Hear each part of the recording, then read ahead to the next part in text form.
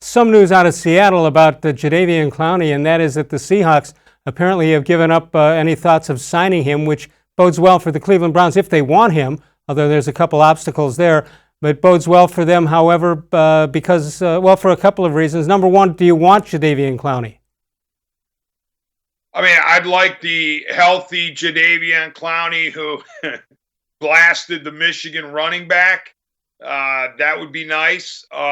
Maybe one of the greatest plays of all time, by the way, in a college game.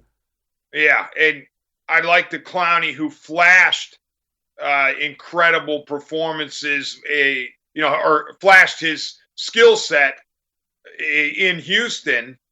And I know, I was looking at some of the numbers on his performance with the Seahawks this past year. He had meager number of sacks. I think it was 3, but he did have a lot of pressures, or a decent amount of pressures, and he was double teamed. So I think if you get a healthy Jadeveon Clowney, you've got a good player. I don't know, though, that he's worth the risk, especially at his asking price. Last week we were on, Les, and we had talked about how he was looking for 20 last because I was saying it, given his injury history, and sure enough, he, on the sub days his price.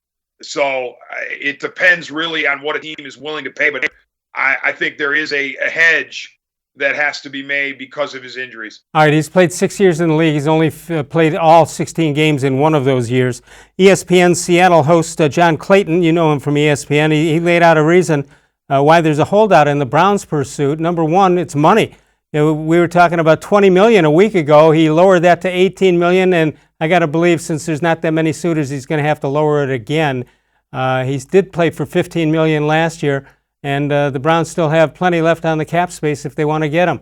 That's one thing. Clayton went on to say that his lack of ability for the Browns to get a physical on him and check out his health, that's also a problem. He's played in all 16 games just once, as I mentioned, in his 6 years. He missed 3 games last year due to a core muscle injury, underwent core muscle surgery on February 25th, 2020, and the Browns are unable to currently get him in for a physical, as is the case with all players in the NFL at this particular time. Hey,